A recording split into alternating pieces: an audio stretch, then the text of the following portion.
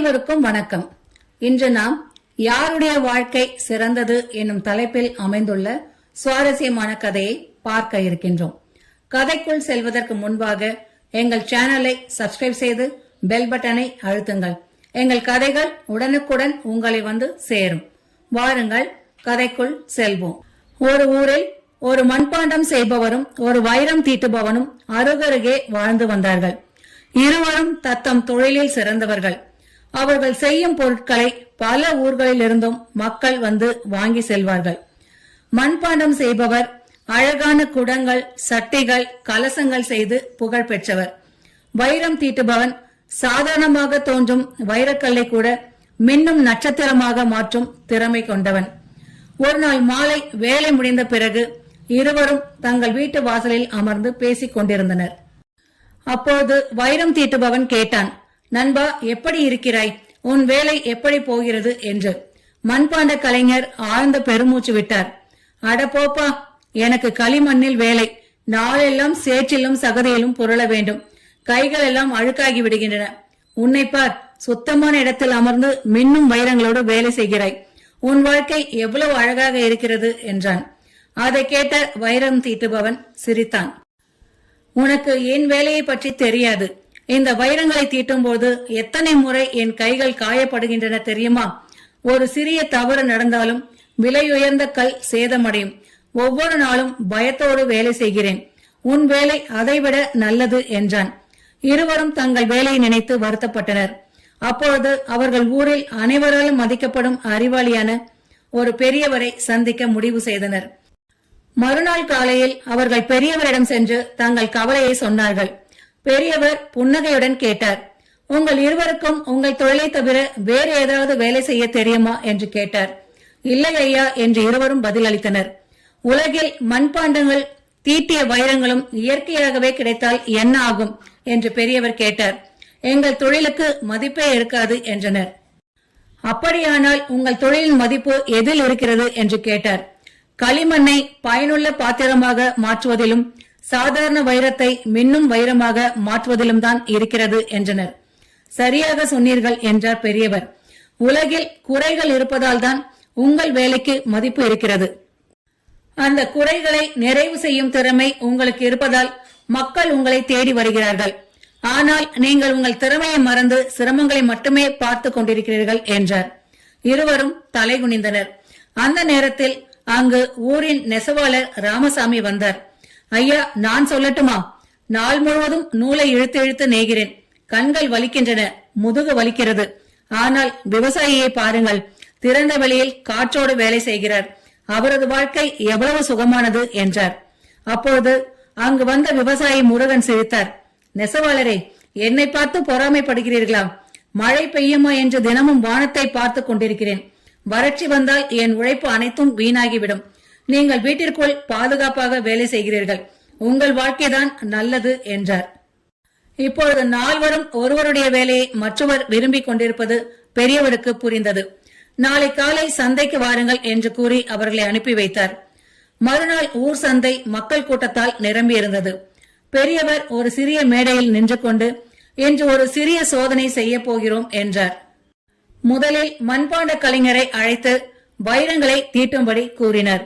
மண்பாண்ட கலைஞர் நடுங்கியபடி வேலையை தொடங்கினார். சிறிது நேரத்தில் அவரது கை தவறி ஒரு சிறிய வைரம் கீழே விழுந்தது. அவர் பயந்து போனார். பிறகு வைரம் தீட்டுபவனை அழைத்தார்.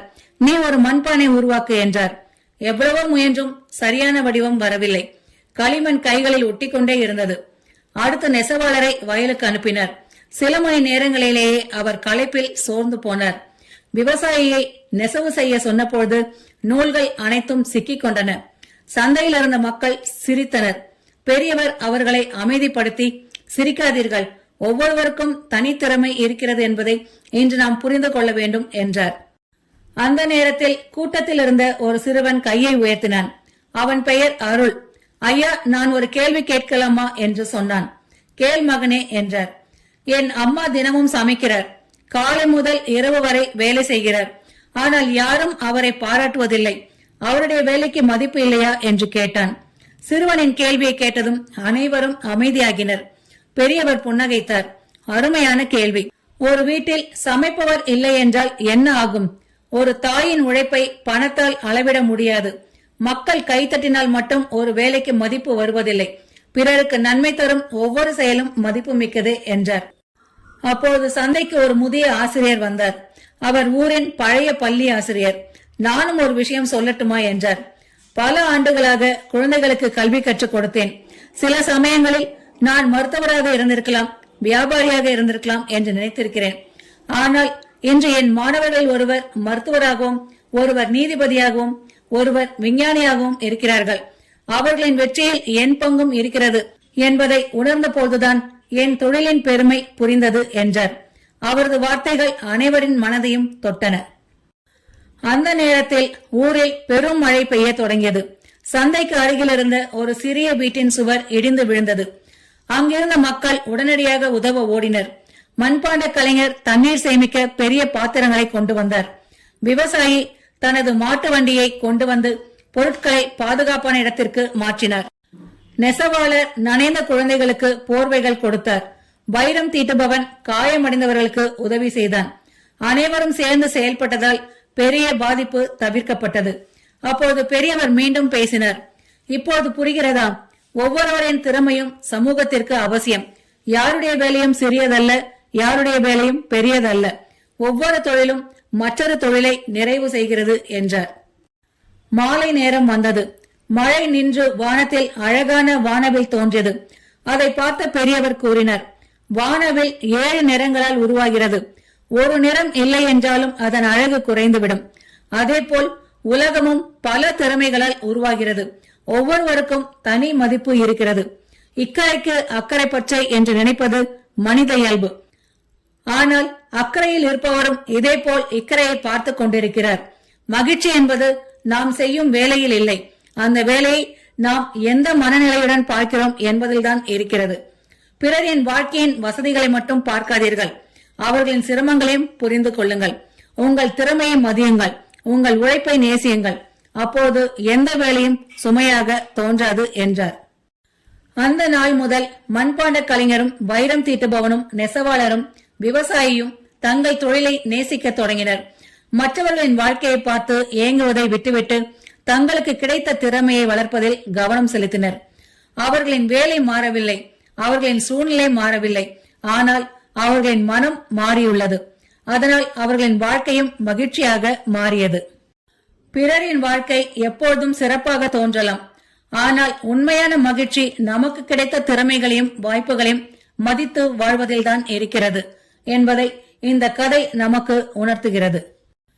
இந்த கதை உங்களுக்கு பிடித்திருந்தால் லைக் செய்து நண்பர்களுடன் ஷேர் செய்யுங்கள். மீண்டும் இது போன்ற சுவாரஸ்யமான கருத்துள்ள கதையுடன் உங்களை சந்திக்கின்றேன். நன்றி.